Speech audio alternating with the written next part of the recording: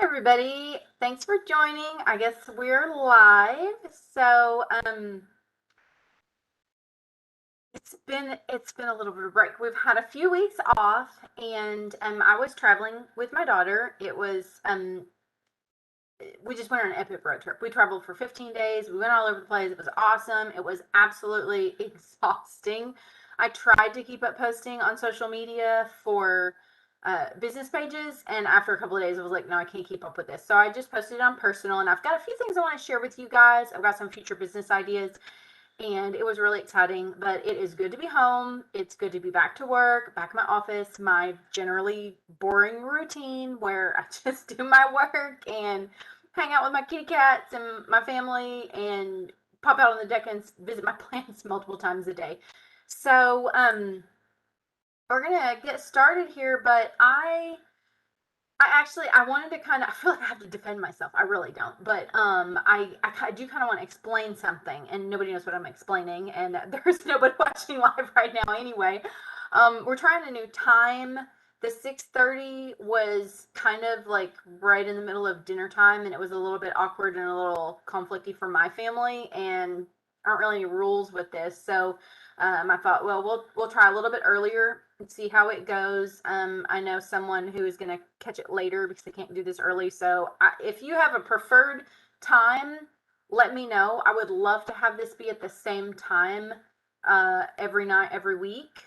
And if we can make that work, great. But if not, we'll just do whatever works. So so I said I feel like I need to defend myself. So earlier today, I was watching another live stream. I was kind of watching, mostly listening, while I was working. And I popped in the comments just a little bit, kind of conversing with a few people. And I just kind of like, I feel attacked. It was on teaching Revit, and they basically, the speakers were talking about not giving a whole lot of detail, just kind of, be certain to the point. Everybody can follow along, kind of fill in the gaps on their own. And the reason I was like, oh my gosh, I feel attacked, because I do the complete opposite. I am a detail person, and most designers and architects tend to be detail oriented. And, yeah, we need to be detail oriented on our plans and stuff. But for tutorials, a lot of people don't like that. Here's my thing. I am a detail oriented person, and I feel like those details are important, because I'm the kind of person that when I'm learning something, I like that additional information. I like to fill in the gaps, and a lot of times I want to know why. And I've been teaching, kind of with this and kind of on the side, one person Revit, kind of coaching along. And I keep saying, okay, it's important to understand this because, and it might not make sense now, but in a few months you're going to be doing something and be like, oh, I get why she said do it that way. So if you have piped in here and you're like, oh my gosh, she talks so much, I wish she would shut up, I can't handle this, don't watch. I'm the kind of person, I'm like, I'm not making anyone watch. You don't have to watch. I love it if you watch. I love it if this is helpful to you. If it's not, and it's too much extra information and it's too slow or whatever, I totally respect that. If you want a 6-minute video instead of a 60-minute video, I get that. There are a lot of times that I want that too. This is a different approach, and somebody did ask me a question in the comments. Why am I doing long live stream tutorials instead of just short videos? Well, the answer to that, it's really it's several different reasons, but the main reason was kind of that nobody else is doing it this way. There are a lot of tutorials out there that are short and focused on specific topics, but I have not come across any that were um all encompassing of one project. So there are courses out there that you can sign up for, that you can take, and do this sort of thing. The thing is, I know that there are people out there who want to learn this software that, oh, say your course is, I don't know, $15 a month. That's pretty cheap to me. It might be $50 a month. It might be $100 a month, or it might be, a few $100s for the entire course. I don't know. But if that's absolutely useful to professionals who are needing to learn this stuff. There are people out there who are maybe just starting a business, or they have graduated school and they don't have access to these things anymore, and they don't have any money. There might be students who don't have extra money in their budget and they want to learn, and they can't afford those courses. Even if they're not expensive, they can't afford anything. And I know what it's like to be a brand new business owner and have a near zero budget, where every last dollar counts and you have to keep that overhead razor thin because you don't have consistent work yet. So just being on YouTube, this is free. If you have an internet connection and a device to watch it on, it's free. I am also training in a new employee, and I figured we're working remotely. So instead of me just connecting with him via WebEx or recordings or anything like that, why not put it out here where others can benefit from it as well? So I have a lot of different reasons why I'm doing this. And the other big reason for doing it live is so that it can be interactive. I realize that there might be some people who can't watch it at different times of the day, or you might be on the other side of the globe and you found this, and this is going on while you're sleeping and you need to catch it on the replay. Or maybe I just talk too much and you need to be able to speed up my talking and get to the meat of the matter. But for anybody who does want to watch live and be able to ask questions and I can answer them, I do tend to teach in the same manner as if you're looking over my shoulder or I'm looking over your shoulder. But sometimes you need to ask a question. And I'm the kind of person, ask the questions that you might think are stupid. There might be a simple answer to it, and it might save you some time later on. So we're doing live. We're doing from scratch. We're starting this house, and we're going to take this project from start to finish with documentation. The other thing is, I have geared this towards people who maybe you're not a licensed architect. Maybe you haven't done this before. So students, I want this to be simple enough that, if you're a middle schooler or a high school kid and you haven't taken any drafting courses, or you're not an architecture student, you're not a licensed architect, you can still follow along with this and get some use out of it. Too much talking, you already know that, whatever, go ahead and catch the fast forward. But I want to let everybody know, if you have requests for specific things. Right now I've started off with this basic house where we are taking it from start to finish, and we're going kind of slow with it. If you have something specific in Revit that you do want to learn, and there are tons and tons of great videos out there, and I will never stop learning in this software. It's always it's got so much depth to it that there's always something new to learn. I still use the help menu regularly to look things up, and I will absolutely never stop learning, especially the software is going to continue to develop far more quickly than I can keep up. So I'm always going to be learning. So if you have been curious about something and you haven't been able to find a video on it, throw it down there in the comments. Oh, there's Brimley. Brimley! Yeah, we get distracted around here. So you like the kitties. So with all of that being said, we're going to go ahead and screen share and get right into it. We totally didn't get right into it. Y'all, I'm sorry. I have a lot of words. I realize it's annoying for some people, but for a long time I apologized for my attention to detail, but I figured out over time that's what people hire me for. So it might annoy the crap out of some people, but it's also my bread and butter. So sometimes things would be a blessing and a curse. You want to listen to me talk? Watch my videos. Okay, here we go.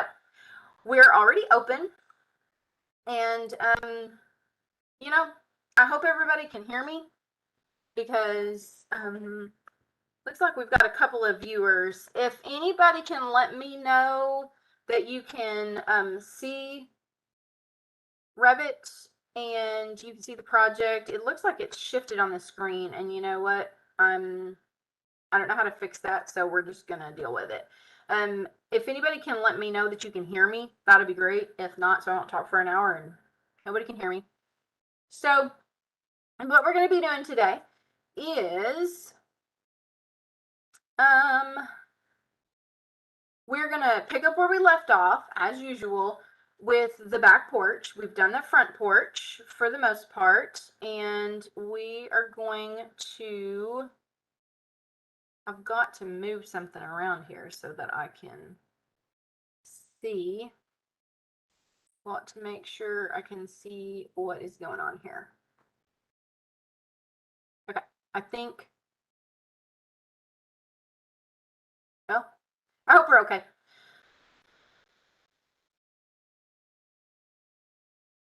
As I awkwardly stare at this screen, I want to make sure that we're actually going and we're good. Okay.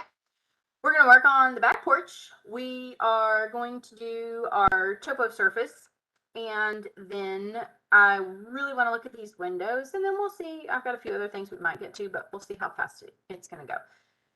So this was the view where we left off. I'm going to go to the default 3D view, and I'm going to close that out so I don't mess anything up.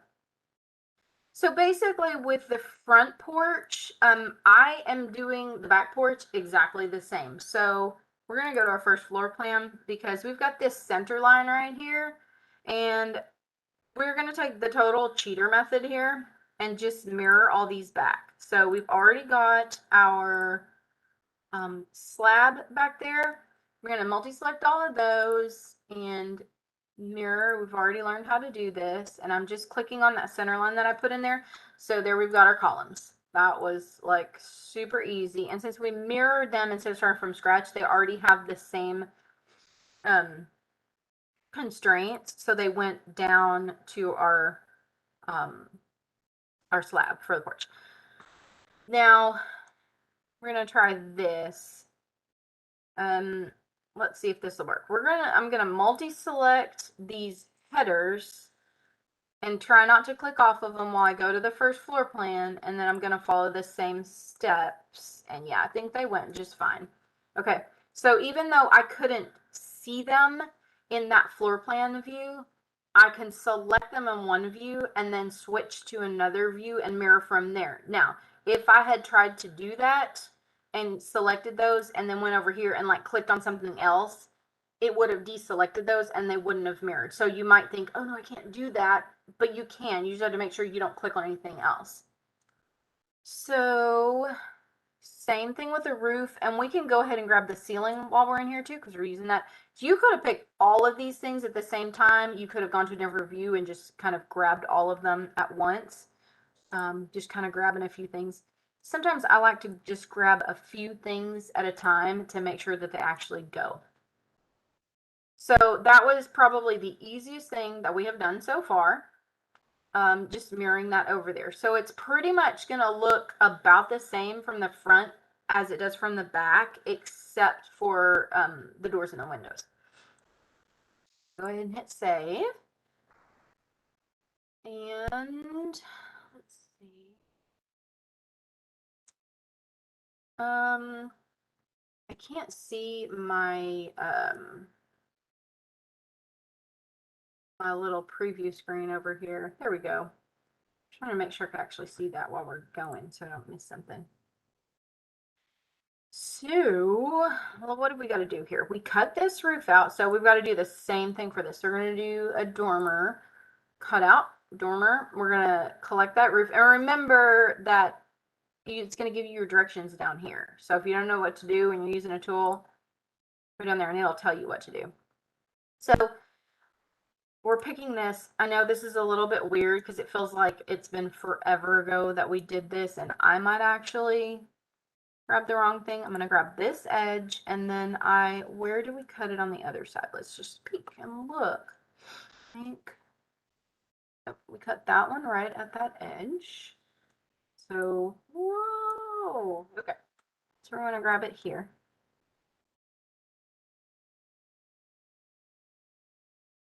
And remember, if this is confusing to you, doing this in like a 3D view or something, don't do it. It took me a little while when I first started using Revit before I really felt comfortable doing some of this modeling in 3D. And, I know some people are coming to the table here with modeling experience using other software. And so if you're comfortable doing that, that's fine. If you're new to any of this modeling or new to any of the software or drafting or architecture or anything like that, or if you're coming to the table with only 2D experience, or hand drawing, anything like that, and you don't feel comfortable, just go to a flat view. Just go to a 2D flat view if you can't twist around where you can see it. That's one of my favorite things about this software is if you can't see it somewhere, try a different view. Get somewhere that you can see what you're doing. Okay, so that now we'll select this roof so we can see it's gone. We've cut out this main roof. And the reason why I do that, first of all, I don't want to see it peeking out down here because I don't need it. There's not going to be roof there in real life. And the other reason is I do roof plans on all of my projects, and I can come over here, and I think I mentioned this. Just a reminder in case I didn't. I can select this roof, and I can come over here and see that the area of that roof is 1,402.63 square feet, and that is the surface area. And that helps when I want to know how many square feet do I need for shingles. So that's why I put all this on here. This one is going to do the same thing. So you can click on all those, and this one's going to be exactly the same as that one. Now that won't work if you don't cut out the dormers. It's going to want to do that. You're going to have shingles there. You don't need to know that. All right. So that was the porch part. That was super easy because we already did it. Next, okay, the topo surface. So I would say that I have a love-hate relationship with topos. I really don't. I think it's just a hate relationship.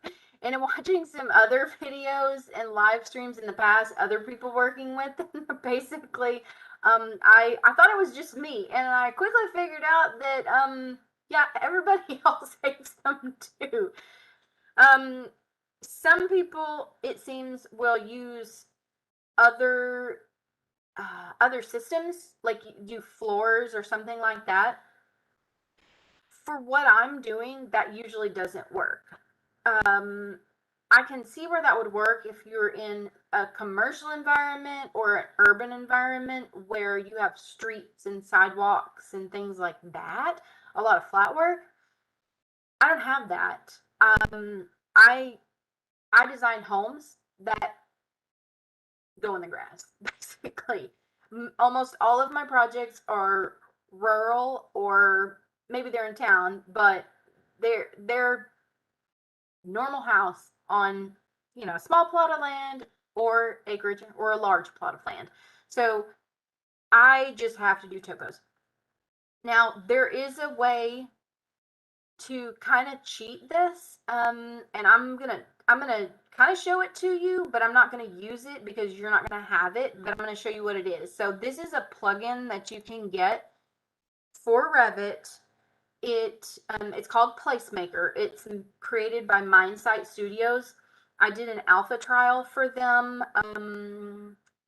last year, and this was a really cool thing because you'd think, oh my gosh, there's so much like satellite information and all this stuff out there. Well, couldn't you just take some of that stuff like from Google Earth and bring it into your project? Well, yes. Yes, you can. And I'm sure there are tons of different ways to do that. This is the best way that I've found. And somebody had reached out to me years and years and years ago, like, hey, we're creating this software, would you like to test it out? And I was like, yeah, sounds great, count me in. And then I never heard anything else from them. And early last year, I was talking with my daughter, my eldest daughter, who's an architecture student, and I was like, yeah, I've forgotten about this. But yeah, there was this company and they were working on doing this stuff. You just bring it right in. And sounded amazing. And, I never heard from them again. So I guess they went out of business or it just didn't work out or something. And it was kind of weird because a couple of weeks later, I got an email from them going, "Hey, we're ready. Here are your instructions." And I was like, whoa, that was weird. And it was a little clunky at first. So it turns out they were already using it for like SketchUp and some other software.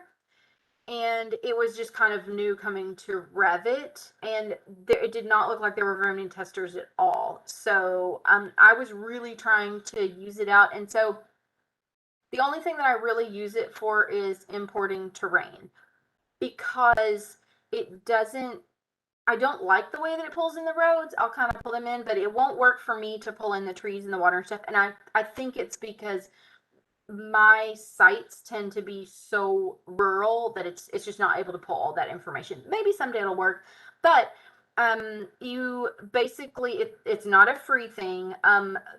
Some of the things that they pull from, they are open source, but I'm not skilled enough to take that open source stuff. There are other people that do that because that's beyond my knowledge. I just use Revit. And so basically you can buy credits, and I literally, I don't use it all the time. I use it maybe once per project, and so I will just buy some credits when I need them. They're not ridiculously expensive. If you tried to use everything in there, it would probably add up, but check it out. It's by mine site. It's called Placemaker. And we're not going to do that right now because this is not an actual real site. We're just going to go old school Topo. But if you want a little bit of help there and you want to cheat, which I totally do, if it'll work, go check that out. So what we're going to do here, I'm going to go to the first floor plan view because I can see everything really well. And I'm just going to pretend like this house is going on a generally flat piece of land. So I'm going to go to the Massing and Site tab and click on Topo Surface.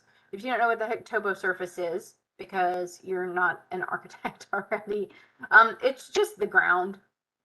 It's the dirt, the grass, the ground, whatever. So we clicked on the Create Topo Surface, and it's giving us some tools up here. We're going to do Place Point. Now, here's the important part right over here. It tells us the elevation, so 0. That's going to be, if you leave that at 0, it is going to be your first floor level. We don't want to do that because we've got some other stuff going on below there. And so we actually want to create some walls first, but you know what? We're going to roll with it. So, because I'm doing a simpler version of this. So what I'm going to do is I'm going to make this -2 feet. So I'm just doing -2. And then what I'm going to do, I'm doing things a little bit out of order. I don't always do things in the right order. I'm clicking on the exterior of this wall here, okay? And I'm just going to grab some points in here. I'm going to let it snap to stuff and make sure I'm actually picking this. And we might actually, I think we might actually leave this like this. I will usually do a stone skirting or brick skirting if a client wants. But for our purposes here, I think we're not going to do that. We're just going to do it on the porches. And then we might come back in later and do that. If we take this a little bit more detailed. And if I decide to change my mind, then we'll just change my mind. So, okay. So we've got this -2 feet here, and I'll just go ahead because we always have an undo button. I'm just going to click finish on that, and you see what it looks like. It's not going to look like anything exciting. It's going to look super weird down there, okay? What we're going to do is I can always just go back and edit the surface. And I think we might actually, I might actually go back and do this. So, I don't think anybody's actually really watching this live. So when I do things out of order because I'm just crazy, then y'all don't really care. Yeah, we're gonna roll with it. So I'm gonna go back to the first floor plan. And what I'm going to do here, I'm going to keep this really simple. So I'm going to go -3 feet. And I'm just going to kind of come out around here a little bit. And we're going to go to a different view where you can see this better here in just a second. So we'll go ahead and go to the, let's go to the top of the footing. Yeah, and we can go to the site plan too. Again, like I was saying before, go somewhere where you can see what's going on if you need to. So you just see where I drew those. So I'm going to do place point, and I'm going to go -4, and I'm going to come out a little bit further. And then I'm going to go -5 and just come out a little bit more. This is one of those things that, you know, I don't know exactly how everyone else does. Everybody might do this completely differently. This is kind of how I do it. If this is really generic and I just have a flat site, I'm just letting it slope down a little bit from the house in every direction. And see, I need to go to my site plan because I can't see that anymore. And actually, I can't really see it there. So I'm going to hit edit. And this, I'm going to change this to, what do we want to do? Let's do it 1 for 10. We're going to hide these. Those are our elevations. And then we need to change our view range because I can't see that. 200 feet? What? Okay. We want this to go down. I'm going to go like -20 there. So let's see. We're going to click on that and click edit. So now I can see these. So basically, I want this to just be a little bit squared up just because I'm kind of picky about that. It really doesn't have to be perfect, and you're going to see why here in a minute. Now, if you are going to be putting trees or anything like that in there, you need some topo in there. So let's just go look at our 3D view. And so now it is just this nasty, nasty, ugly brown grass. Or, I'm sorry. Well, it could be brown grass. It's just dirt. So basically, it has no material assigned to it. It's defaulting to a dirt. So what we're going to do is go in here to change the material. Well, that didn't work, right? I'm just typing in grass. There's not one in here, but it's right down here where we can add it. So we're going to click that up arrow and go there. So we've selected grass, and kidding me?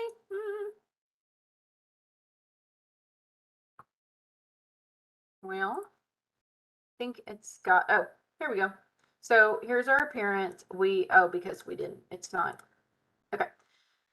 It's not really got any color to it. So basically, in my template, I have a specific color that I use, and I like things to be fairly desaturated. Ooh, that's not very desaturated. That's pretty bright. We don't have to click on that. We can go to our Manage tab materials. I think we did this before.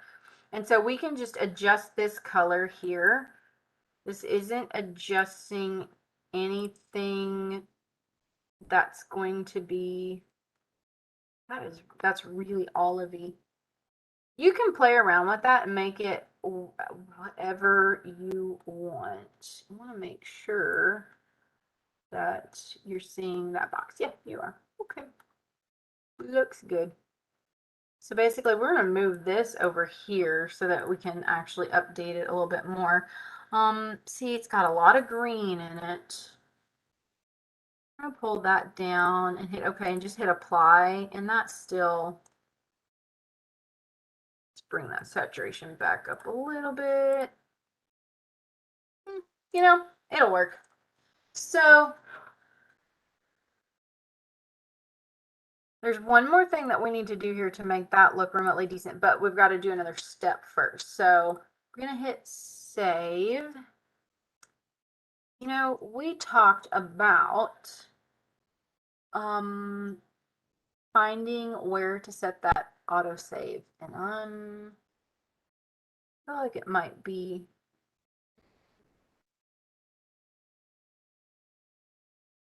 I promised that I would find that. It's in it's in some settings that you never use. If anybody's watching this and you know where it is, let me know. I've got to find it.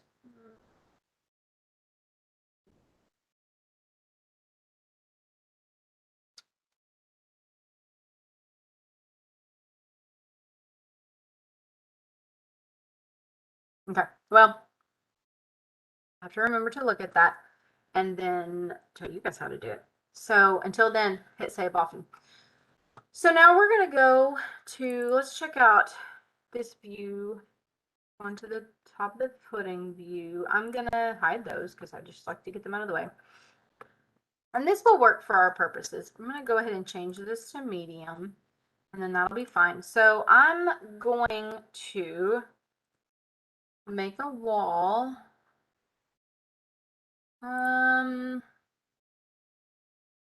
Let's make it, I'm going to use this generic 8-inch masonry, which should be CMU.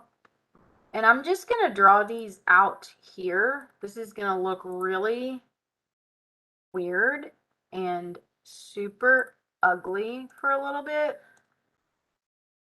Yeah, if we go to our 3D view, that's just like, what the heck? So if you want to actually, this is just like a regular CMU, like a cinder block foundation wall.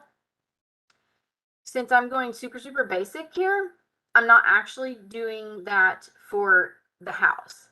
And I explained this to someone who works for me the other day, and here's why. So if anybody has a problem with this, then y'all go ahead and yell at me. I promise my clients really don't care. So, when I started using Revit, I was like, oh my gosh, it's building information modeling. I can make everything exactly like it's supposed to be in real life. And so I tried to model everything exactly the way that it would be built in real life. And for some things, I still do that to a certain extent. And for some things, I realized that the way that they would be built in real life didn't work just really well for what I was doing in Revit. And so I started tweaking the way that I did things a little bit, going, okay, this is what I know that my builders that work from in my area are expecting from a set of construction documents. And this is what my client wants. And I know how much I educate my clients along the way because I don't really do project management. So I'm not sticking with them during the construction process for the most part. If you're a licensed architect and you're doing really high-end stuff, well, first of all, you're probably not watching this. But second of all, you're going to need a higher level of detail. And so basically, I strategized my level of detail to what my clients were going to need and kind of balancing that speed versus what do we actually need on construction documents. So some of the things that I do modeling wise might seem a little bit weird. It's kind of what worked for me. If it doesn't work for you, or if you're working for a company, especially if you're working in a commercial or industrial setting, a lot of this is not going to work. You're going to have to take it up a notch, and you're going to have things constructed a certain way, or you're going to have to put some detail stuff in there. This is going to work for us. So we're going to go back to this top of footing view. We're going to do another wall, and we might have to do brick because that's what's going to be in here, and I'm not sure what kind of stone is going to be in here. So we're going to do this generic 4-inch brick wall.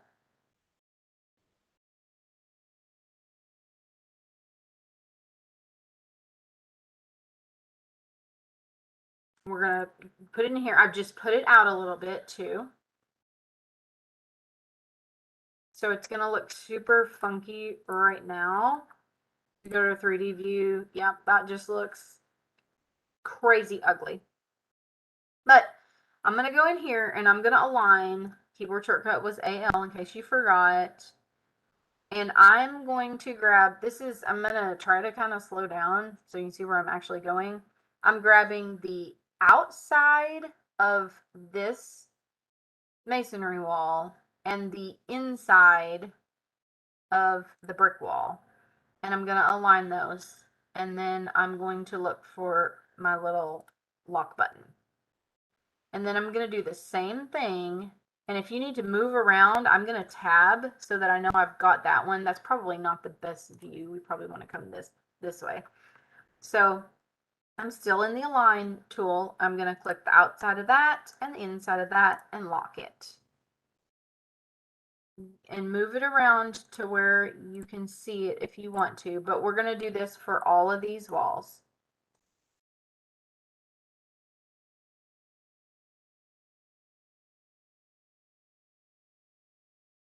In theory, for what we're doing, we don't really have to have these foundation walls if we're not going to do a foundation plan, but I'm going to go ahead and leave them in there. So those are super tall, super ugly. And what we're going to do, I could have done this from start, but sometimes I will come in here and want to see this from this angle. So I'm actually going to click on all of those walls.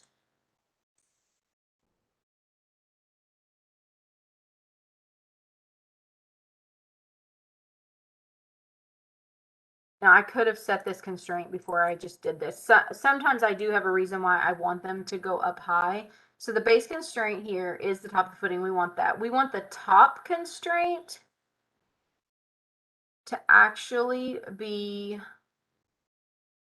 you know what, we're actually going to lock it to something else so that we can adjust it if we want to. No, we're not, because we can't see it. We're just going to roll with this. Okay, we're going to go first floor plan. And we put our porch floors or slabs at 6 inches below the first floor level, and then they're 4 inches thick. So we need to go 10 inches below the first floor, okay? And then I'm going to align back here, both of those.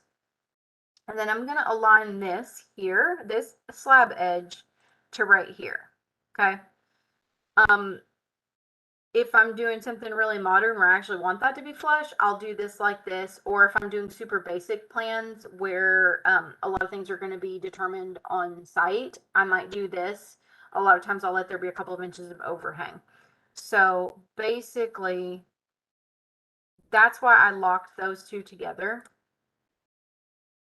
So that will go like that. Now, if I'm doing an actual foundation for that house, I won't do this way. And like I said, we will probably come back in here later because I plan to take this to my basic plans level and then to come back in and do more detail. So we'll probably come in later and put a foundation wall in for the house. I'm not doing it right now. We're just sticking with this. And I didn't lock that because I don't plan on, we're aligning here some more. I don't plan on moving the porches, so I'm not actually locking that. We're just going to align all of these. Oh, nope, I'm going to go back, undo, because I forgot to do this, and I would have a hard time seeing that. That's why I want to do that first. So now I'm going to, there. So hit save, and we can take a look around. So that's looking okay. I can't stand the color of that brick. We're going to fix that in just a minute. Right now, what we're going to do is, you see how this topo is kind of like crashing into the house here? And if we flip it upside down and look at the bottom, you see how if I select this, it's actually going under the house, which yes, you want dirt to go under your house, but it's kind of like dissecting the house, and we don't want that. So what we're going to do is go to, I have like lots of people texting me and stuff. So we're going to go back to the massing and site tab, and right here, building pad. We got to put in a pad.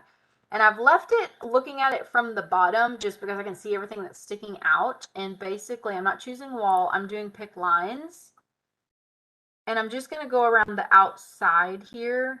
I am picking that one, and I'm going to lock these, making sure that I'm catching everything on the outside.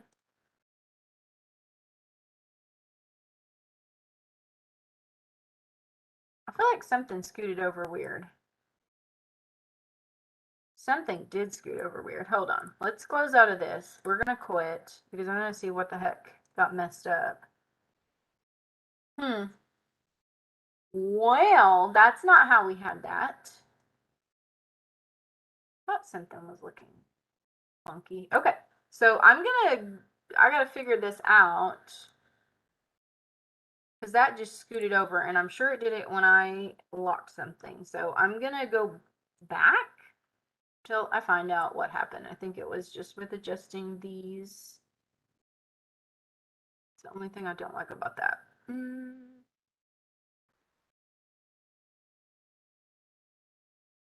See, that one's fine.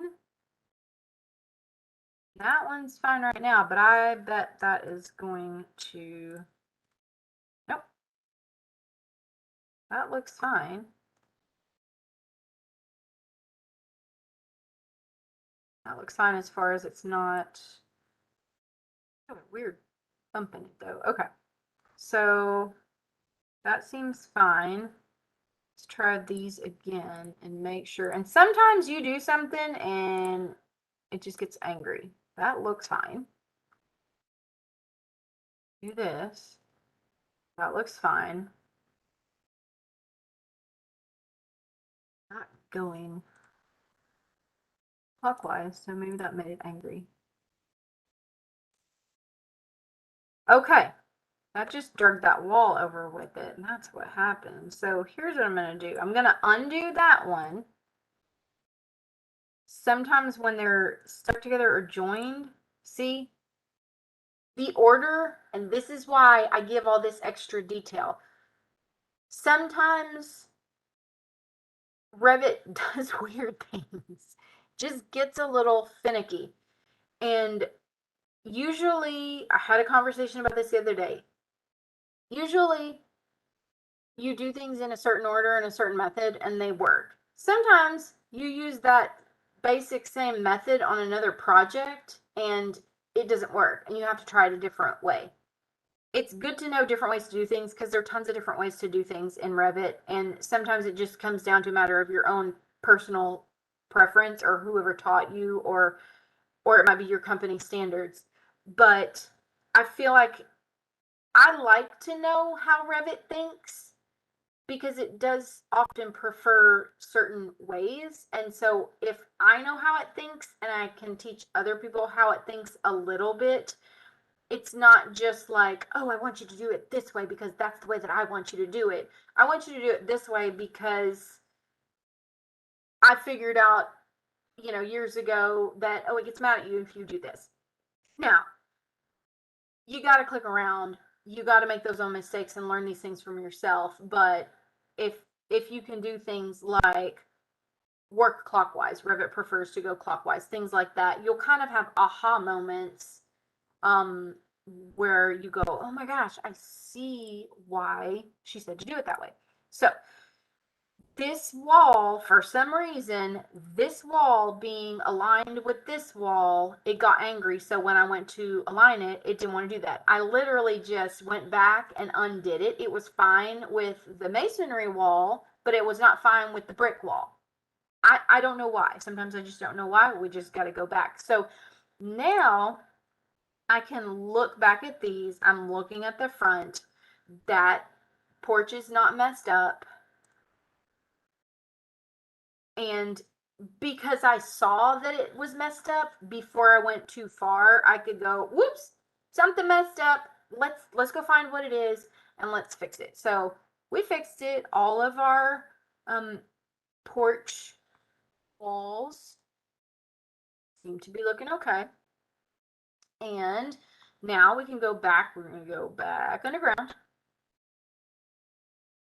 and go back to our building pad and take two.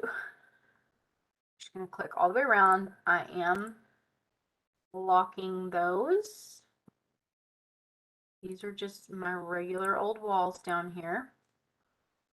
You would never in a million years build a real house like this.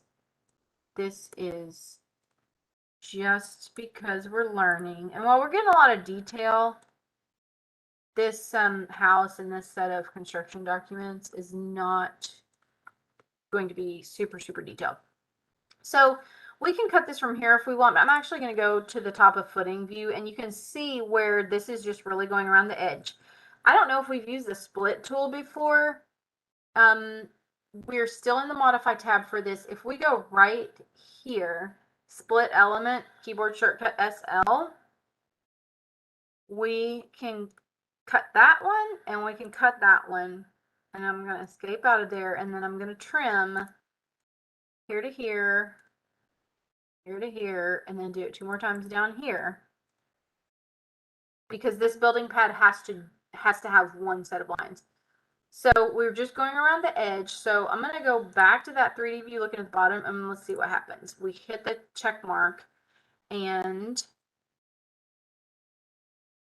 it cut that out from under there. So we can actually, no, that's the topography. If we tab around, sometimes it takes a little bit of tabbing to actually get this, and we don't have a floor in there, so it's being kind of funky, but oh, I know why it's being weird, because we've got that on a weird level. So this might be one of those things. So here's our pad right here, and it should not be sitting up there. It's on the first floor plan. We actually want it down on the top of the footing, and there we go. So now that cut out neatly. So that,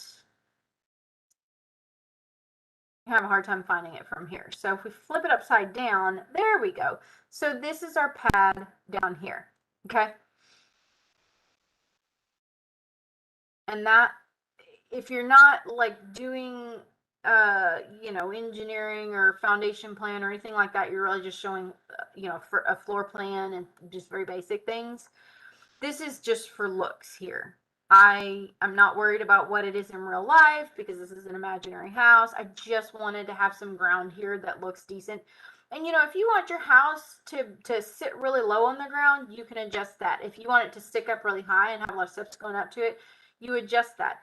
But just remember how the numbers are going. Everything in this is first floor plan is 0, and we're counting up from there, and we're going negative, just like basements count down, like B1, B2 if you have multiple basements.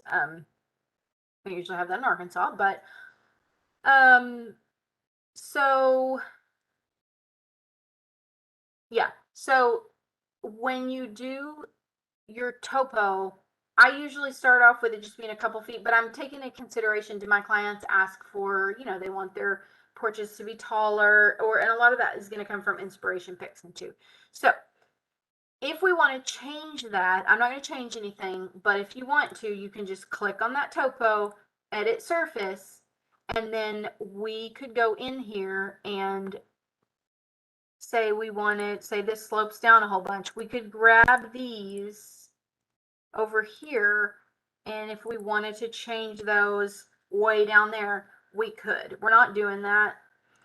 I'm just leaving this really basic, but you can play around with that if you want to. And I will say, I made my topo points pretty far apart. If you want a really smooth transition, you need to put a whole bunch of them really close together. So there are other videos out there on that, so I'm not going to get into that any more than that. We just did this. It's not perfect, it's a little skewed, but it works for our purposes. So when we look at our perspective views here, we've actually got some grass going on, and if we put trees in there, we can see those. And yeah, so that's looking pretty good right there. So I'm going to hit save, and then we're going to fix one thing, because I'm not loving this. I'm not typically a red brick kind of person, so I'm going to grab this. Well, actually, I'm not going to grab the wall. I'm just going to go to materials. So manage materials, and I'm going to go to that brick. Just typing in brick. It should be the only one. Okay, we've got just the common, and we've got the soldier course. So I'm going to go in here to the common, and since we've just got this white clapboard siding, and usually I'm the kind of person that and I hate to say that this is a strict rule because it's not, but it's kind of a general rule. I typically feel like stone belongs in the country and brick belongs in the city. So I won't typically build a house that's brick out in the country.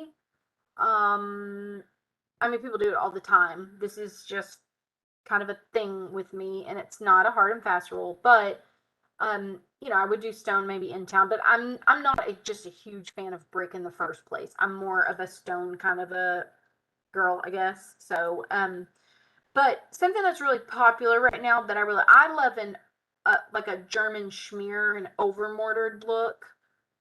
It's got kind of a nice vintagey, distressed, casual feel to it. But a lot of people will just paint their brick or do like a white brick or something. And so we're actually just going to make this a white brick. And I'm going to go in here just to play around a little bit. There might be a white one in here. So we're going to go to the appearance just for later on. Follow me here. We're going to click on that PNG file. And it's right here. We've got, because I haven't really played around with these in Revit 2022 because I have mine, and there's a cream one. These are like bumps and stuff.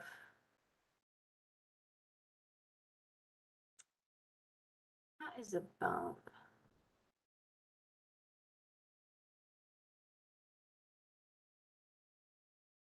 I'm gonna go ahead and pull this one. Let's try this one. I'm gonna do the gray. You can do whatever one you want. And it should have, yeah, it's got the same relief pattern, so nothing will change there. But I'm gonna go ahead and tint it. And I'm going to slide that all the way up white and see what happens up there. Okay, it makes it kind of a white. We can mess around with that later. If I were doing this like to actually render that white, I would find a different brick. I would have some in my materials library, my texture library. But I'm doing everything with what is out of the box in Revit for this project. So if we click over here, so we've gone, that was in the appearance for renders. We're going to go back to the graphics tab to see what we're seeing in our cartoony views, as I call them.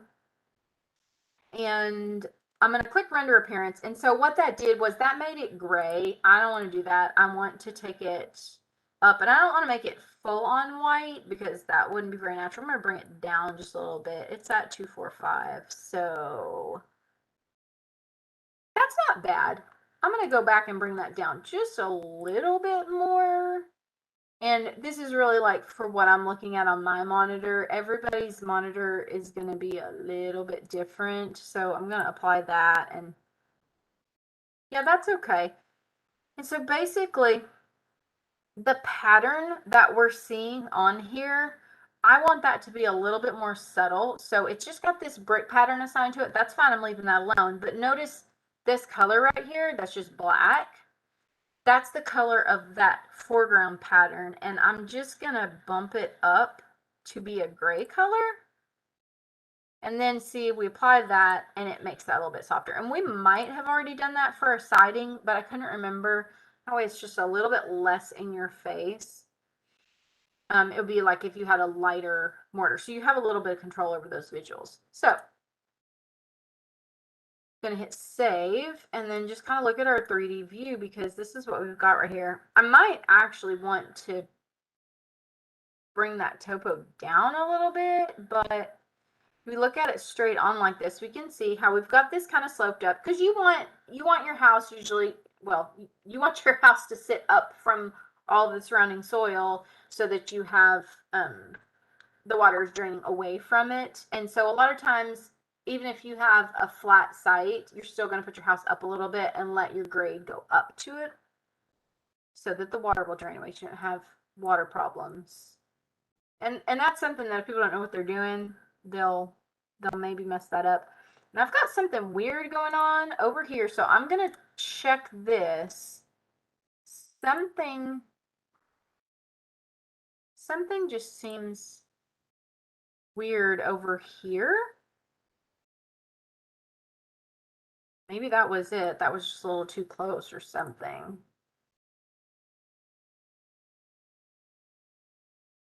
If you got something weird with your topo, just play with it. And it's just grabbing stuff and extruding. So, okay.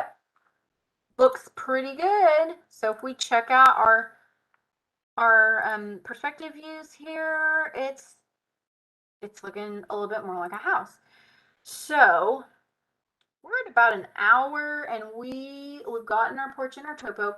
Let's look at these windows a little bit because we've kind of messed with them, but they need a little bit of attention. So I'm going to go to my view. You know what?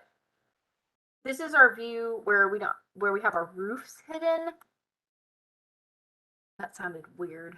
Okay, what we're going to do is this button right here, reveal elements. That'll make that pink. We've gone over that, I know. I'm going to go ahead and unhide this in the view because I just have the element hidden, and what I want to do is I want to hide the category. So I'm going to go back and I'm going to hide that, and that's the only way really to do that. I could have hidden, oops, I could have hidden those other roofs, but I want them all to toggle on and off together. So here we go. Let's look at these windows. I'm going to look at these living room windows first. First of all, the trim on these is backwards. Either that or the sash is backwards. So Autodesk, what are we doing here? I'm pretty sure I mentioned this. The sash on windows goes, the top sash goes on the outside so it doesn't catch water. But this has, I'm going to go edit this family because this has the, you don't usually have window sills on the exterior of your window. You have sills on the interior, and this actually has some muntins in there. So I don't know why that's backwards like that. We pretty much need to fix that, but I'm going to look just a little bit at that window. So if we click on that, we can kind of look around in here. We've got, yeah, they've got these set, and I like this, to instance parameters. And I'm pretty sure we talked about instance parameters and type property. Oh, you have instance parameters and type parameters. So this is a window family, and these are instance. So I can turn them off for each individual instance. So that turns that off. And it knows that that's the exterior. They've just done it funny. And I want to see interior wall closure and exterior wall closure. I'm not exactly sure what they mean by that. I'm going to make this something ridiculous and see what happens. I don't feel like anything really happened. I don't feel like anything happened. So I'm not exactly sure what that is. So I'm going to go in here. Okay, they've got some different.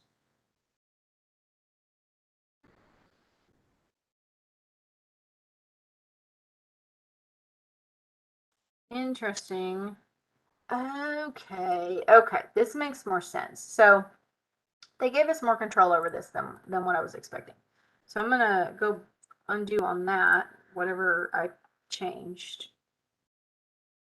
Now, reminding you, these are the windows that came with Revit 2022. So this is all out of the box. I have in my template windows that, you know, I've created or that I've adapted over the years that are really similar to what would go in a lot of my projects. So if you're working for a firm or something, they probably have their own specific things. You can find windows from manufacturers, but it's my experience that a lot of times they are very contrived. And the problem that I run into a lot of times with finding content, manufacturers and distributors of content, please listen. It doesn't work. When you're a Revit user and that's pretty much all you use, and you grab a Revit file from like a window manufacturer or something, you can pretty much tell right away if that was created by someone who uses Revit or doesn't. I have had so many families that I have downloaded, not just Windows, any sort of family, that I brought it in, and it was clearly created in like another project and just kind of imported. So like, yeah, you could put it in Revit, but you couldn't do anything with it. You couldn't change the color or anything like that. Definitely couldn't change any sizing. Or you'll, you know, get, okay, well, this looks like it was created in Revit, but like it's this is embedded, and you have to back up. And I like for my families to be really basic. I don't like to embed stuff because I don't want, if I want to go change something and actually edit something in the family, I don't want to have to go down a rabbit hole to do that. So I like for my families to have very simple geometry, and I'll probably do some shorter videos on modeling families, maybe with no talking, just so that you guys can see. But right now we're just going to work with what we've got here because I want this to be decently simple if you don't know how to edit families yet. So let's look in here. We're just messing with this window right here. So we're going to edit type, and I'm going to move this over here so we can see. Oh, come on. So this gives us an exterior trim, and it's got exterior flat width sill. Okay. I don't ever have a sill on my exterior of my window. So we're going to look at what the options are. Okay, let's do this exterior flat picture frame, which should be just, yep, just a basic, and that's good. And then on the interior, we want with the sill. And yeah, I can see that changed over there. So this is what I don't, this is just a muntin pattern. Okay, muntins are grills. If you're not an architect, that's window speak. So the lines that actually go in there, they're called muntins. So that's weird. Let's see what happens if we do that. That was just weird. It's really funny because it shows muntins in the family. We've already adjusted our materials, so those are all good. I don't understand what's going on with these muntins. But at least we could adjust the trim. And then the trim,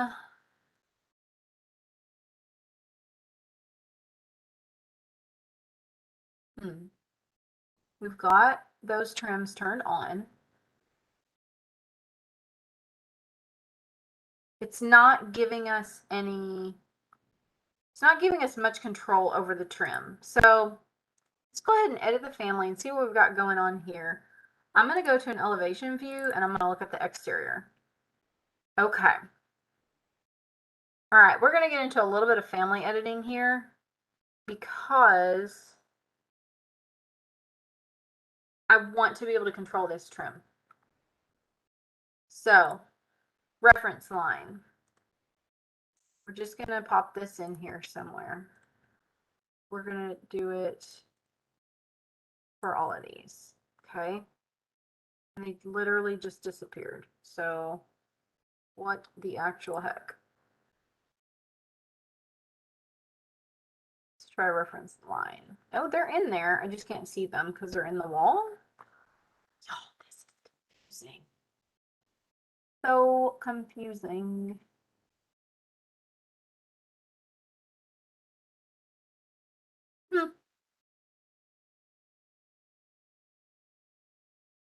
there's like a lack of information here. And I actually, these are way too wide right here.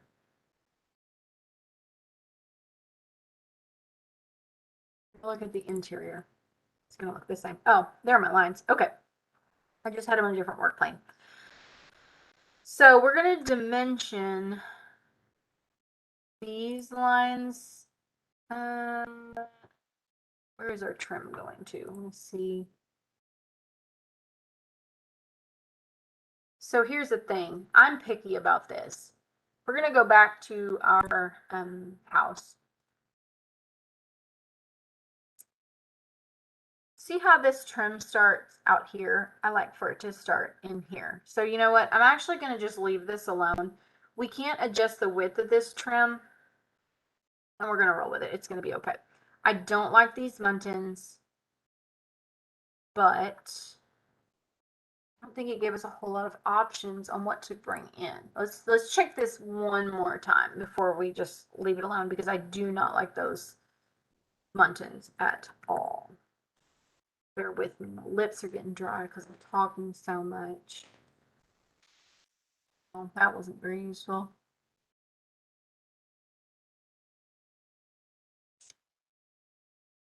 So, we've got these muntin patterns, but I'm not sure if they're actual muntin patterns.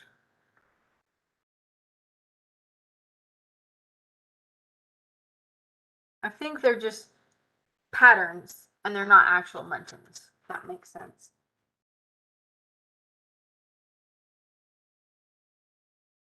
It's really frustrating. I think this was the one that we used. It's frustrating to have these families, and I was really excited about these, and then they don't have the control in there that we should be able to have over them. It's frustrating. So I'm looking through what all these windows were that were available, and I really hate for us to get into a bunch of stuff right now. But let's go ahead and fix what we can simply fix, because I don't want to keep you guys all night. So on this one, we can go in here and do the same thing that we did before.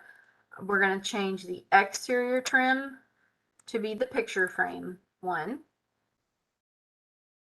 And then, yeah, we'll put the sill on the inside. I really want to pull in one of my window families, but you don't have that, so I'm not going to do that. It's not fair.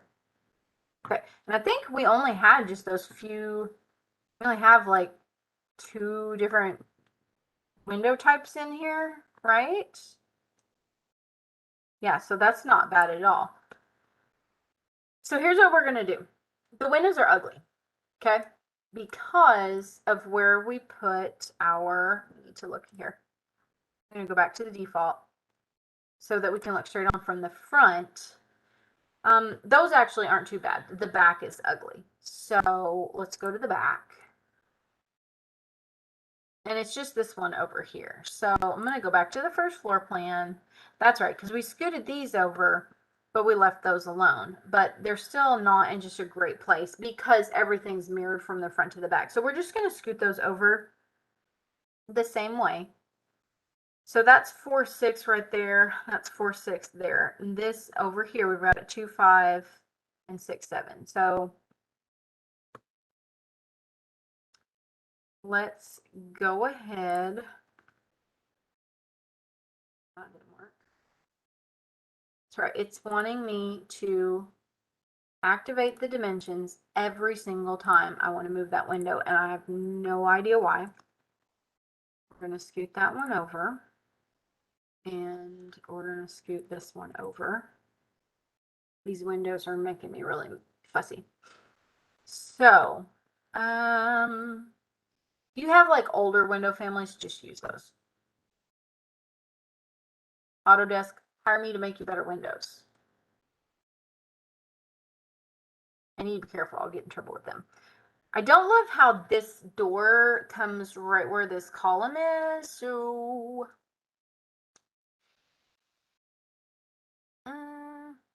in the whole scheme of things, it's not that big of a deal, but I wouldn't do that working on a project. This is coming right out to here. So, you know, if you want to change the spacing back there, you can. You could add more. You could just put one in there. You don't really need more than like 3. I like 4 because thirds are pleasing to the eye, and this gives us between the columns 3 windows, not actual windows.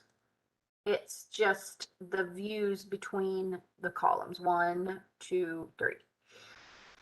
And this all looks pretty nice here. So I'm just going to leave it on the back. It'll be fine. With no windows on the left side. So I'm looking at the clock to make sure we kind of stay on track, and then I keep realizing that we started way earlier. So I've got to make sure we end on time. Let's go ahead and just do this. We can, oh, we don't have those dimensioned. We've got to dimension these columns back here. And we can go ahead and just adjust these. It's not a big deal. Let's make these like 10 and just kind of see what that looks like. You can put them wherever you want because it's your house that you're doing, okay? And you know, I think I'm gonna leave that like that because you know, if I were doing this, I might put a porch swing right here or something like that, or that might be a good spot for a table where you can have a nice view to the backyard. So I'm gonna leave that like that. You can put yours wherever you want. So for our windows in the front, if we're just doing, if we're not gonna put them together, this is okay. I can deal. Okay. So I'm going to hit save, and then I'm going to go back to my first floor 3D view, and I want to take a look at these. We're just going to call those windows okay. Actually, we do need to check one thing. We need to check the heights of them, though, because I think I caught one that was off. Yeah, these are all at 6'8", so I'm just checking the head height. I want them to have a head height of 6'8", but one of them was different. Yep, that was at 6'6". So I'm going to put all those at 6'8". Yeah, I guess, no, that's at 6'8". For some reason, we either didn't move these or they got bumped down or something. So just double checking. Yep, seeing these are lower too. Okay. And now those aren't really in that pocket there, so we can dimension these. I think we already did this playing around earlier. If we want to center these, we can, or you can just put them where they're visually correct. They don't have to actually be centered. And they don't actually have, they don't have to be so close because I'm not mulling these together. So we can do something like this and see what that looks like from the back. I don't really like that. I'm going to scoot these a little bit, and you can scoot them this way too. They don't have to be, you don't have to adjust these from the, there. Okay. That's pretty good. So let's look at these doors real quick and look at the trim. I don't like that they're different. I like that's a 5 panel, but we couldn't get a 5 panel on this one. So I want to see if this has trim that's visible. No. Did I hide the trim? We're going to look at this family because I don't know where the trim is. There is trim.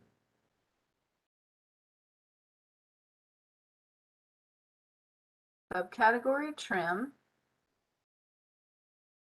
See.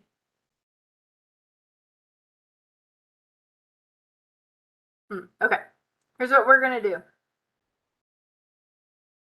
I'm really not sure why that's not showing. I might have something turned off, but I just went in here and I've selected that one. I'm going to go to where this says graphics visible. I'm going to click on this and I'm going to set a create a parameter. So I'm going to do new parameter and I'm going to call it trim1,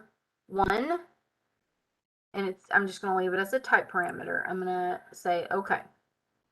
And then I'm going to do this other one. And I'm going to do the same thing, except I'm going to create a new one and call it trim2. Okay. I'm going to load it in and close it. I'm not going to save it. And I'm going to overwrite that. So this,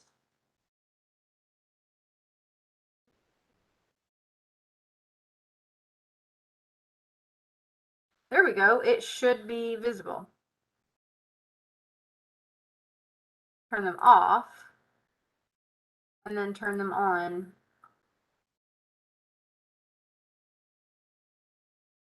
Okay, Revit, I just don't know what you're doing. I'm gonna see if they're like hiding in there. They're turned off or something. Peeking in the windows here, and oh boy, I'll tell you what. If anybody has any brilliant ideas, y'all let me know. Because I don't understand why that's not in there. Let's see if this one has trim.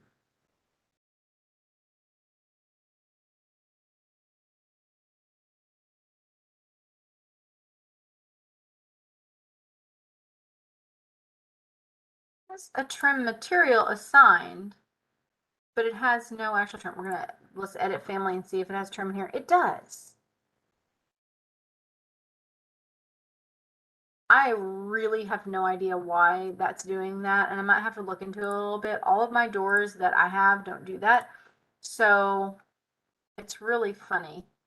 These were just the doors that came with it. I'm gonna load a different family and see if there's something going on. Let's do this one. This one matches the panel configuration for the pocket door. So we'll change it. We want the 32 by 80, and it doesn't necessarily have that. It's basically what it is. Okay.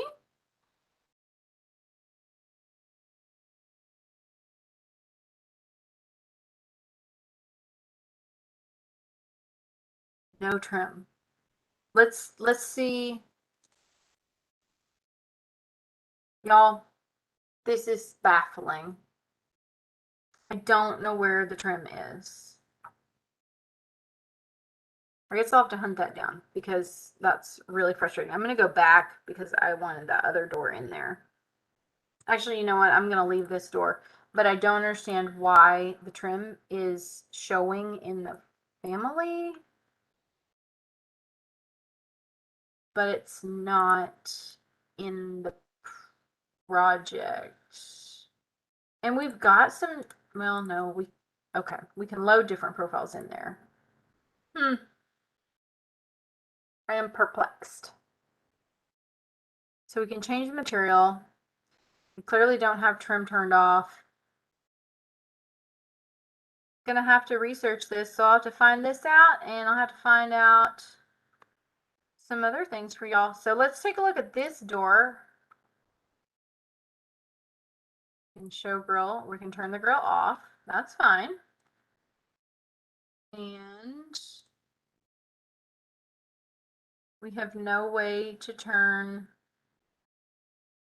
trim off or on in here either. I guess I've got some hunting to do. I'm going to try one thing. I'll see if this works. I'm going to edit this, and then this is a preview. I'm going to go to the 3D view, which is not the same. And I'm actually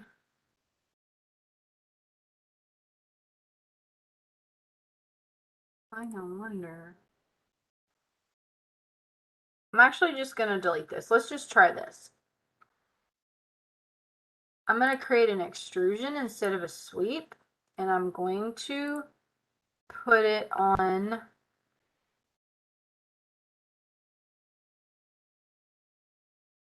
I'm setting my work plane for, well, I'm going to quit because I didn't do that right. Okay. I'm going to create an extrusion. I'm going to set my work plane to this wall.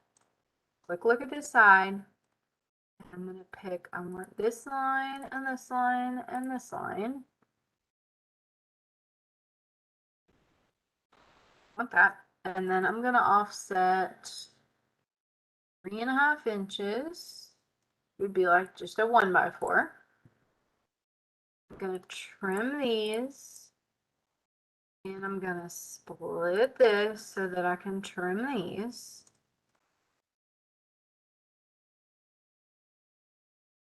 Okay, now it's sticking out really far. I'm just going to make it 3/4 of an inch. And I'm going to assign it to trim material. Now, I'm going to load it into the project and close. I'm not going to save it. And I'm going to overwrite the one that was already sitting in there. And look at that. There's trim. I have absolutely no idea why their trim isn't showing up. I don't like these preview views. You can't do much there, so I'm going to click to the 3D view. And this is the one that is, this is a sweep. I'm going to delete that one, and I'm going to create my own. I'm going to pick a plane. I wasn't going to get into a whole bunch of editing families, but these families that are in there are really disappointing. So we just got to fix it. Okay, doing the same process here. I've just put an extrusion on this wall, and how I usually do this is actually how I usually do this. I don't use a sweep. This is assigning. I wasn't going to get into this, but I can either assign a category here like we've been doing in our project by clicking the ... there, or I can assign it a parameter. This is to associate family parameter. I'm going to click on that. These are parameters for materials that are already set in there. I'm going to click that as trim, and since I put both of those as trim, then when I've got it in project, that's how I go, oh, okay, trim, set that, and it gets all of it. I will get into that more later, but I'm going to make this 3/4 of an inch. I usually like to have control over a bunch of things, so I'm not going to save that because I don't know that I can even save that. And so here we have trim on both sides of our door like we want. I don't know why it's being difficult. Okay. Let's go ahead and roll with this door then, since we're going to have to do this for all of these. I'm gonna make this white because we want all these to be white, and then this will be the last thing that we do, and then we are going to, wait, didn't we do, we had something else, didn't we? It was just white. Paint white, that's right. See, y'all, I forgot this stuff because I was gone for a hot minute.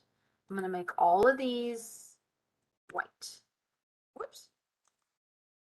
I can spell most of the time.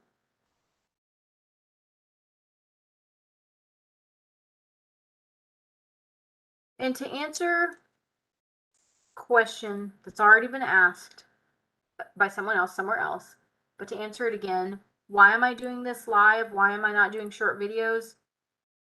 Because I didn't have to prepare for this. If I had to take a whole bunch of time to prepare for a video, we're just gonna leave that alone and hit OK. If I had to take a bunch of time to edit a video, it probably wouldn't happen, and I wouldn't be doing tutorials. Other people are already doing that. This is, I can wing it on this, and I'm exploring 2022, And the thing is, when you open this software, if you're going to explore and play around and you don't know what you're doing, if I were new to Revit and I had this problem where I'm like, oh, I want trim on a door, and there's no trim on a door, I have no idea why that's not showing up. And I'm actually really disappointed because in every previous version of Revit, and I have been working in every previous version. I think I might have skipped one along the way because I didn't update and I jumped two ahead when the next version came out. But I've pretty much worked in every version since 2007, and I don't think I've ever run into this problem with doors. And if you were in here for episode 1 of this, I was really excited because there was what I thought was better quality content that came right out of the box, and I was excited about it. I'm not so excited about it now because I had to just fix it. And the thing that's disappointing to me, I didn't notice this because I work in my template and I'm always, developing my library. Is what people do. I'm making my library a little bit better, and I'm making all my families a little bit better, and they just every project that I do, things get tweaked a little bit, and it just gets your library just grows and it gets more robust and over the years. When you're starting out new and you don't have a template, you don't have that. You're stuck with what comes out of the box and then creating your own. And let me tell you, creating your own families is time consuming. It's not something that somebody could reasonably just do. Like, oh, I'm just going to create my own content library. It would take forever. I mean, 12 years and then some, for school that I've been slowly creating mine. And that's after you figure out how the heck to create them in the first place.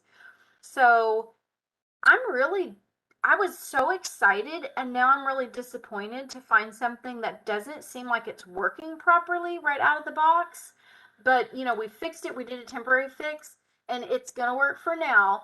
But I'm sad for anybody that opens this up out of the box and they want to use the stuff that comes with it, and then they go, oh my gosh, this doesn't work. I don't know what to do with this. And they don't know how to fix it.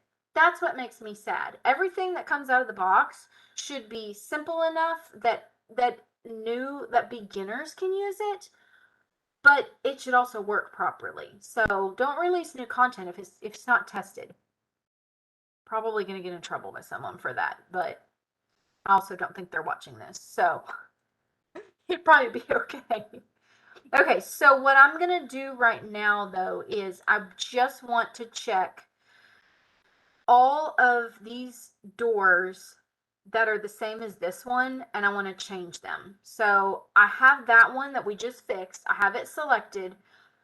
So it's highlighted, it's blue, and then I'm going to do SA, which is select all, and that should, oh no, I can't do that. That's the only one of it. Oh, y'all, we're going to wrap this up soon because I have something in my eye and I'm obviously really tired. Okay, this was just a 32. You know what I did? I didn't rename that. I got to rename this. Okay, this was our, this has turned out to be a hot mess today. Okay, we've got this one here. It's our 32 by 80. And so what I want to do is pick this 5 panel, because we can't get this pocket. I want a pocket door right there, and we can't get that in a 5 panel. And here's where architecture professors get mad. I just made a design decision based upon the availability of models. You're not supposed to do that. But real world here, we're either going to do that, or we're going to have to go tweak this door. And I don't want to get into that yet. So we're probably going to save that for when we take this to detailed.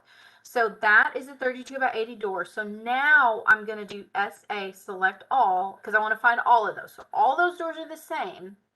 And then I want to change them to this one. Now, I could match. There's so many of them, so it's easier just to select all of those. and go over here and change them to that. And nothing should have moved. The trim is the same. So now all of those doors are the same. Let's go ahead while we're in here and while we're doing this, because it's our only door left, we're going to go to the default 3D view and we're going to delete both of these trims and we're going to make another one. We're going to create an extrusion, set the work plane. I'm going to go to the front. I'm going to select right here, offset that 3.5 inches. Whoops.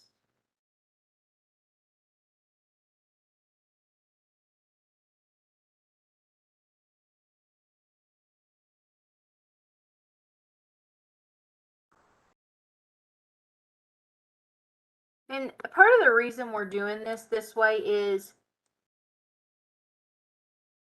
this is how it goes in real life. You know, when you're a beginner, following all the same steps that I did before, just in a different family.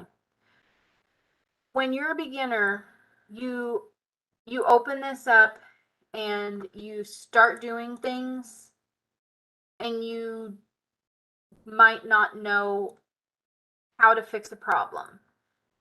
Now, the process of coming up against a problem and then having to solve it, that's how you learn.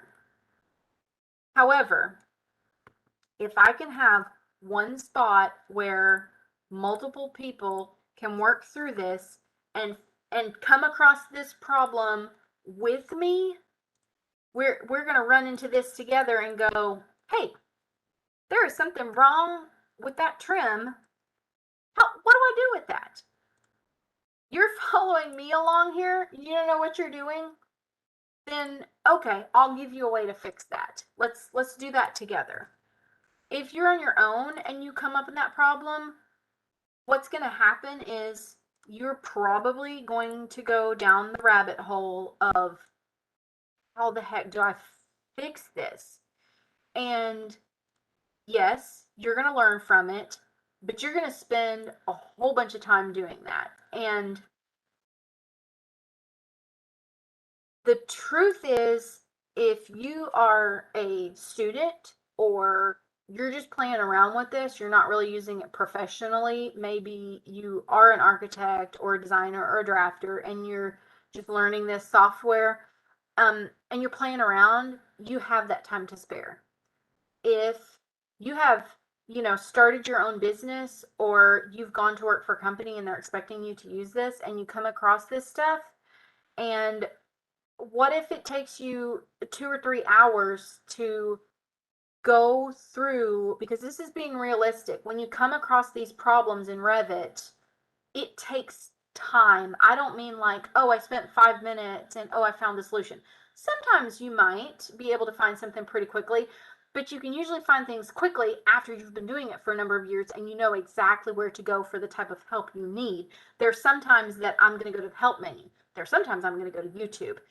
If I have to go to YouTube and I have to start sifting through videos and then I have to stop and watch them and then I have to go through and wait, they're in a different version, mine isn't working that way. There's all of this back and forth that happens, and yes, you learn it, but you might have wasted hours. Well, if you're working professionally, that time is money. If you're working for a company and they're paying you maybe hourly, you just wasted someone else's money. And yes, it's part of the learning process, but you have to kind of balance that. Where are you with this? What position are you in? When I started out, usually when you start out, you don't have a ton of projects. And I did not come to the table here like working in a firm and then coming here with a bunch of information. I went to school, total crash course in architecture stuff, and ended up teaching myself a lot of things. I had that drafting education, and obviously that was helpful, or I wouldn't have had a clue what I was doing at all. But there were a lot of things that I didn't have a clue at all. I decided to go with Revit, not AutoCAD, because I saw that possibility there, even though it was so scary because Revit is so overwhelming. And I am basically creating what would have helped me back then. No mentor to ask, not a lot of good information. How I learned this was with a book. And the more everything goes digital, we don't have a book. And so you can follow along with this step by step. And yeah, it's long, and yeah, there are a lot of words, but if you can come across these problems with me as I discover them, maybe you can get a faster solution, and maybe that will spur something in your brain so the next time you come across something, you know, learn a little bit here, figure out some on your own, and kind of meet in the middle. So we've fixed our doors a little bit. The windows, they're okay. They're not that bad. I'm going to hit save. Let's go back to our default 3D view. This is actually, I mean, it's looking pretty good. It's basic. It's a cute little house. We've got our perspectives in here, and I actually don't like to see that on the concrete. So I'm going to do one thing here, and I noticed this earlier. So I've got this pattern here, and I actually don't want to see that there. So I'm going to go back here, and so this should be the last thing. We're going to go in here to manage, and we're going to go to our concrete, and we're going to fix that because that's going to leave us with a pretty nice looking, is this the one that we've used? I believe so.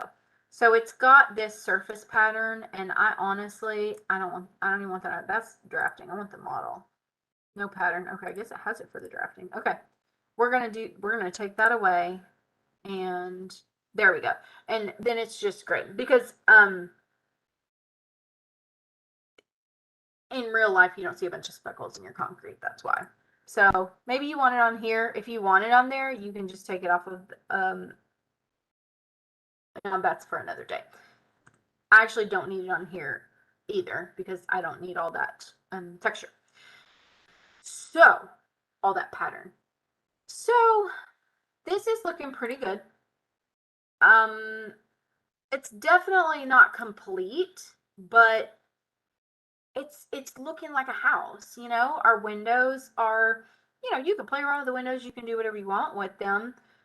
We might not end up with these in this place, but it's looking like a house. And what a lot of times what I'll do when I'm at a stopping point like this, I'll just go and kind of go around my, what I call them, quadrant perspectives, and just look at it from all the angles. And I might, you know, like kind of admiring our handiwork, like, hey, that looks like a house. We've made some good progress. And then a lot of times I'm finding things that you know, okay, I'm making a mental note, I might be adding them to my to-do list, but overall this is looking pretty good, and I'm very pleased with it.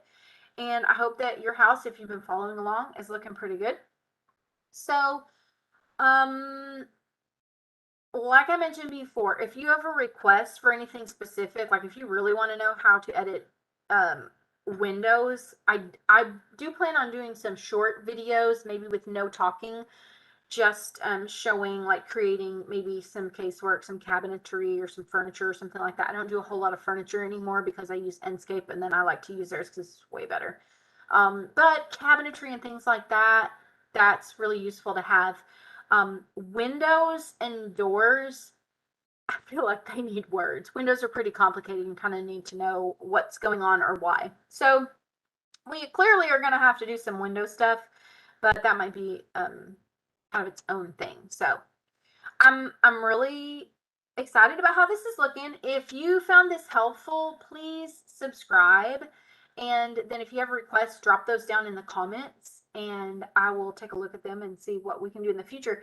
Also working on a few videos. Right now, all I have, I just decided to dig in with this with these live stream tutorials. So those are the only videos that are on my account. It's like videos.